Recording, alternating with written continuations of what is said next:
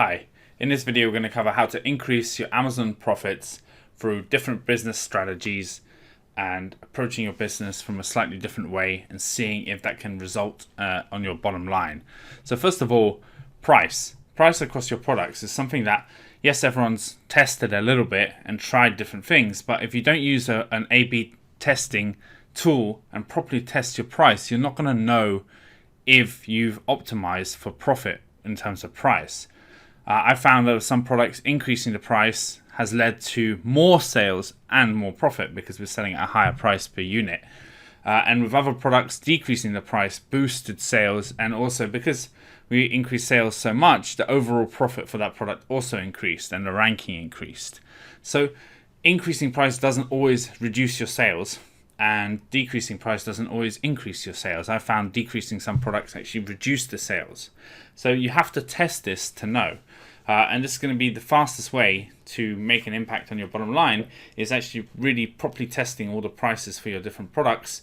And you may need to adjust this quite regularly depending on what your competition do. So it's an ongoing thing, watching the market, watching the prices of your competition, watching the average price of the top 10 products, and then how you compare as well. I found going into Q4, we were adjusting price, daily, depending on our stock level and depending on what competition we're doing.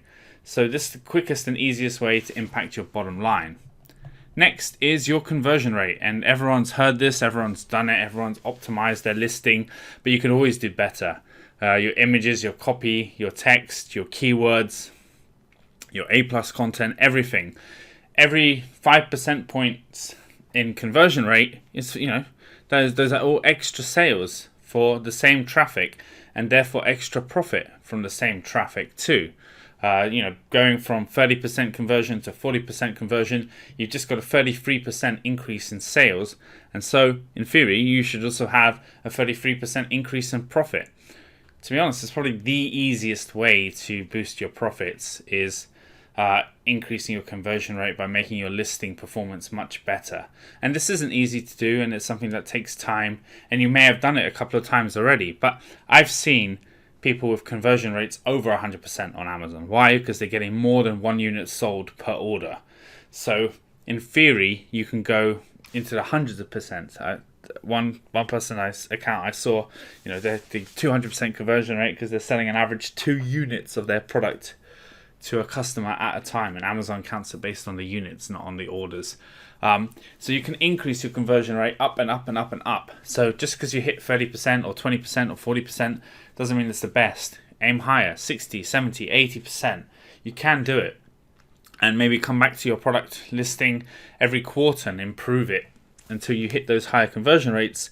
Again, a 10% bump in conversion from 10% to 20%, and you've just doubled your sales, right? Every percentage point makes a huge impact on your bottom line. Next, lower cost of goods. So we need to look at the whole picture here. One is the product cost itself. Are there ways to reduce that? 2 is you might have add-ons like labeling, packaging, sticking a sticker on the product. Then there's the freight. Then there's also your taxes, duties, your warehousing costs. I count all of that as the product cost. So you need to look at the whole supply chain and see where you could potentially lower this. And we found with some products, say before maybe we were ordering 4,000 a time, but if we increase the order to 6,000 units a time, then we would get a discount from the factory, we would fill up a container, the freight would go down, and we found that we were reducing the overall cost of the product quite significantly by not increasing the order too much. So you need to look at where you can save, and potentially you can renegotiate with your existing factory too. Or you can potentially look for new suppliers for future products that are lower in the same niche and range and category that you're selling in. But really, if you look at each aspect of this, so the factory, the product itself, the extra stuff like the logo, the packaging, the branding, the labeling, all of that stuff, then also the freight, you're going to find somewhere you can lower the cost of goods. Another thing we did was we moved the Amazon barcode onto the packaging itself, so we no longer had to pay Amazon the labeling fee, and we found ways to reduce our costs by using a cheaper warehousing service, so our overall storage costs went down. There is ways to reduce this. So really drill into your numbers on your product, and you can reduce the cost. Because again, let's say your product costs $10, right? And you're making $10 in profit from selling it on top of that. If you can reduce your overall cost per unit to 9, you just bumped up your profit from 10 to 11. Not only that, is when you reorder, now, let's say you're buying 1,000 units, you only need to spend $9,000, not $10,000. So your amount of capital you need to reinvest into your business goes down as your product cost goes down. Your return on investment goes up. You're making more profit back. And this doesn't make much difference at small numbers, but imagine your business is growing and you've doubled sales. If you have to reorder 20,000 units at $9, then you're going to be paying $180,000, right? And if you're having to reorder 20,000 units at, let's say, $12, you're paying $240,000. So you've got to find that $60,000 somewhere. So the lower your cost of goods, the lower capital costs you have. And the bigger your ROI on your product, the more capital it generates to fund growth and future orders too. If you're making 3 times what you paid for your product every time, it's easy to fund growth because you've got all this extra cash around. But if your profit margin is only 15% of what you paid on top of your product, then if your growth is 50%, where are you going to fund that additional growth from? You have to find the capital to invest in inventory. So growth actually sucks up cash for that particular type of product. So that's why lowering your cost of goods, and ROI is key. Next, ad optimization.